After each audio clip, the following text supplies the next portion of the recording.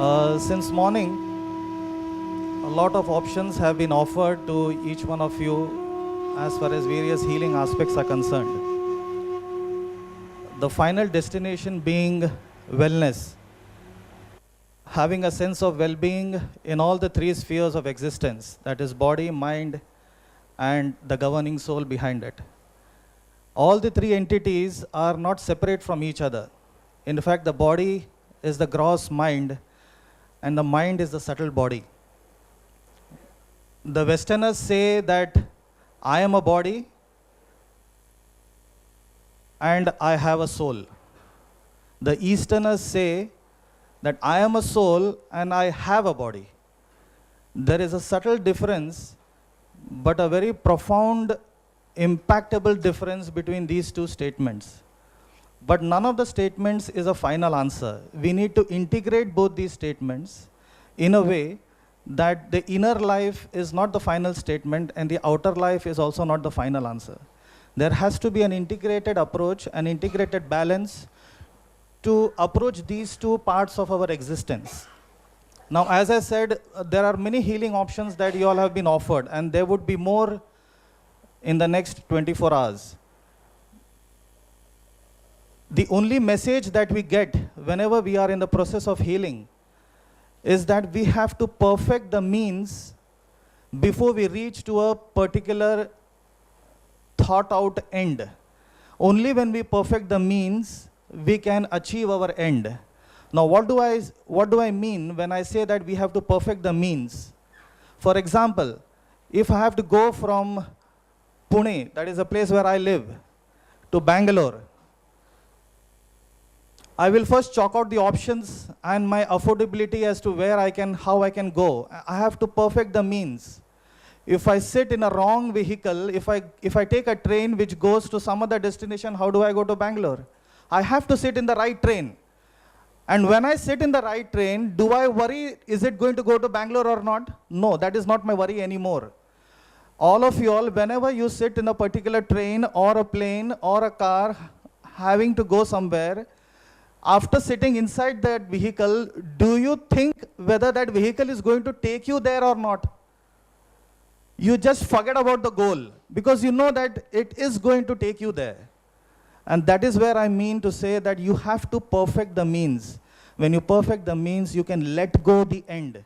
The end has to come. There is no power on earth which can stop you from achieving your end if you perfect the means. Having said that, let us now ponder little over the topic that has been given to me, wellness enhancement the Vedic way. I would like to divide this into three portions. Wellness, its enhancement, and the Vedic approach, that is the methodology. When I say wellness, there are certain prerequisites, there are certain qualities that you need to incorporate and realize into your day-to-day life and lifestyle. Whatever would be spoken to you in the next few minutes have to be integrated into your lifestyle, and it should be conducive. It should be agreeable to your temperament, your life, your lifestyle, your habits. If not, if it is not giving you the required strength, then you have to please reject it mercilessly. But if it is giving you the required strength, then you have to accept it with all the might. When I say wellness enhancement, that is the next stage wherein after you incorporate the virtuous qualities, the necessary qualities, then you further develop on that through your commitment and through your dedication, through your practices, by being regular. Of course, to back this up, you have the Vedic approach, the age-old tradition which is ageless, much more ancient than the man. Even before the first man came into being, even before the throbbing gave rise to the existence, the Vedas existed. But it existed in the form of vibration. It was up to the rishis and the munis who went into deep states of meditation, and they accessed those vibratory energies and they decodified it into human language by extracting sounds from those energy strands and developed the language known as Sanskrit. And that is how it has come down to us through the ages, the language of Sanskrit, which has got built-in frequencies of those deep-rooted primal sounds. And that is how it affects us within our system for inner harmony. So, to start with, I would first like to tell you some, let us involve ourselves into some storytelling, because I can understand that a lot of information has been going through your brains since morning, and very vital informations which have enlightened us for our own upliftment, and it is a very novel way. So before I enter into storytelling, my heartfelt gratitude to Neeta ji and to Rajiv ji. It was a very strange revelation and a very strange happening which happened around 3 to 4 weeks ago. The entity who is sitting on my left, that is on your right, the entity who is sitting on my left, I came in search of him here in the form of a parad, a Mercury shivling.